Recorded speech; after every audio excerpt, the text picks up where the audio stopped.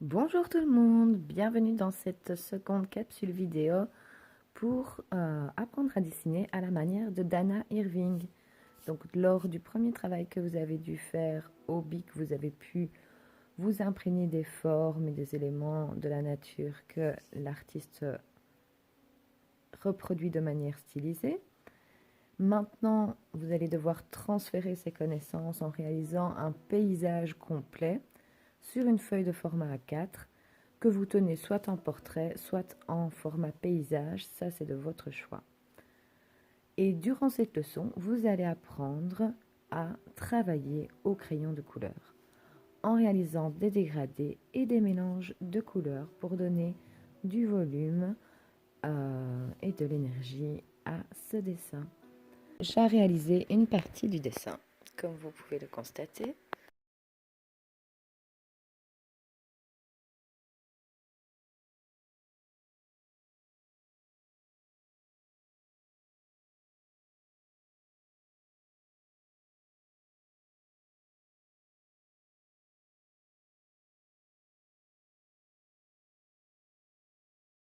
Je vais donc ici réaliser le dégradé sur une des parties de l'arbre dans des couleurs chaudes. Pour cela, j'ai choisi déjà 4 crayons de différentes nuances de rouge allant vers le rose, ainsi que du mauve normalement, et du mauve aussi dont j'aurais besoin. Donc vous allez voir que comme pour la technique du bic, vous prenez votre crayon, un des plus clairs d'abord pour commencer, en allant vers le plus en plus foncé. Donc mon crayon le plus clair, c'est celui-ci, avec qui j'ai déjà réalisé un fond très clair pour mon dégradé, qui pourrait paraître blanc, mais qui est légèrement rosé.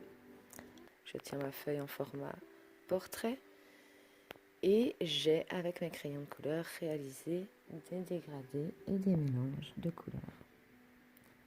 De différents bleus l'un à côté de l'autre, donc ça passe aussi si vous voulez faire des nuances avec vos nuages et le ciel, en réalisant des dégradés, donc en partant d'une zone plus foncée vers une zone plus claire, ou l'inverse, en partant du plus clair vers du plus foncé. À chaque fois, ce n'est pas un seul crayon de couleur qui donne la couleur, mais le mélange d'au moins 2, 3, voire 4 crayons de couleur différents.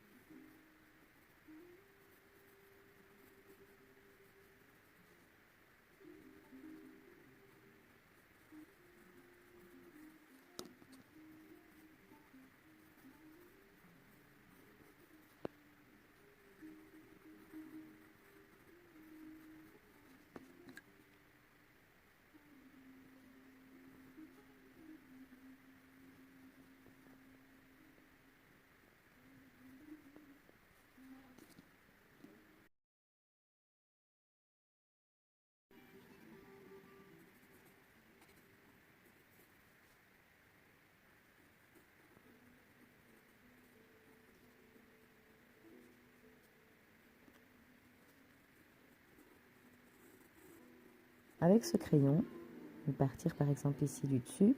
Alors comment je le sais que je pars dans ces différents endroits pour donner le volume? C'est que je me documente et je regarde différents travaux de Dana Irving. Je vais vous montrer la photo à partir de laquelle je me suis inspirée pour cet arbre et aussi pour comprendre comment elle fait les vagues.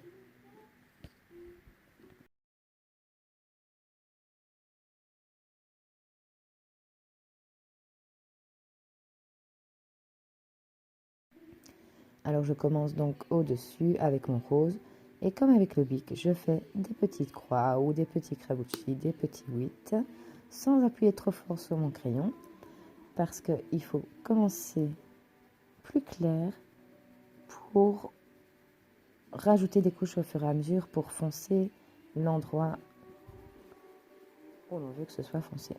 Alors plus je descends, plus mes croix s'éloignent. Je superpose quand même toujours à chaque fois les couches les unes sur les autres.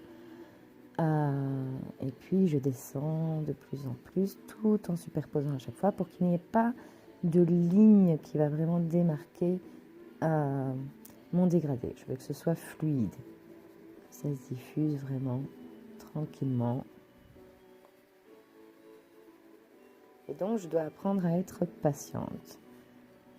Ici, je vais reprendre un des autres roses pour continuer à foncer le dessus en réalisant vraiment une couleur qui sera complètement inédite, on va dire, puisque vous mélangez plusieurs couleurs ensemble. Donc ce n'est pas juste un crayon que l'on a utilisé, mais plusieurs.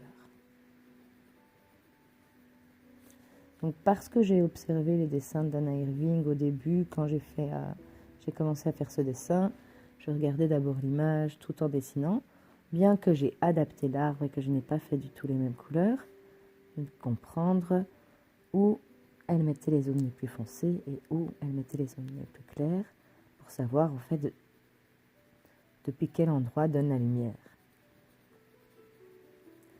On descend toujours au fur et à mesure jusqu'à ce que j'estime que mon dégradé est suffisant. Parfois, quand je refais une forme à côté, je reviens après sur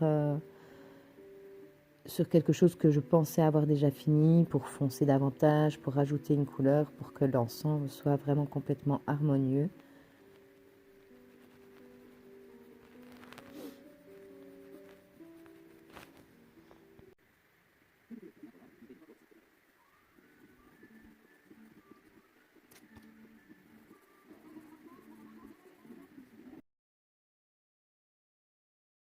Presque à la fin du dessin, et vous voyez donc que j'ai essentiellement travaillé toute une gamme de bleu, de rouge et de jaune. Alors je vais vous montrer encore un petit peu comment je travaille le dégradé ici avec un seul crayon pour faire le ciel. Donc en partant du plus foncé pour arriver vers du plus clair et puis certainement vers du plus foncé de nouveau en dessous. Donc on n'appuie pas sur son crayon, on caresse vraiment la feuille, on continue ces gestes un petit peu de gribouillis qui sont des petits gestes, on regarde bien comment va mon poignet et ma main pendant que je dessine. On doit essayer d'obtenir vraiment ce même mouvement. Et pour foncer de plus en plus, je passe de plus en plus de couches à l'endroit où je veux que ce soit plus foncé. D'abord, je descends quand même un peu pour plus clair, puis je revisualise, puis je change si besoin. Mais comme je ne sais pas retourner en arrière et faire plus clair, il vaut mieux vraiment prendre son temps jusqu'à obtenir la valeur que l'on souhaite.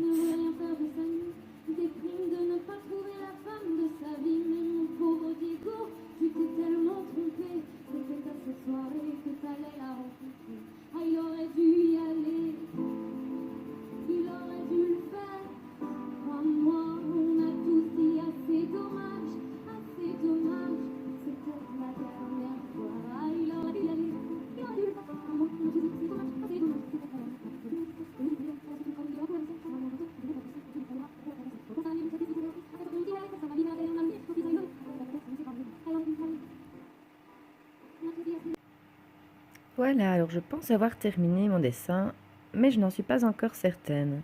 Ce que je vais faire et que je fais toujours dans ces cas-là, c'est que je vais faire une pause et faire une autre activité, et puis je reviendrai un petit peu plus tard devant mon dessin, j'aurai un petit peu oublié comment il était, j'aurais pu le nez dessus, et je vérifierai à ce moment-là si je dois encore un petit peu foncer le ciel, ou le gros nuage qui est ici au-dessus du ciel, faire quelques petits changements si nécessaire, ou finalement si je me dis, oui, effectivement, il est terminé.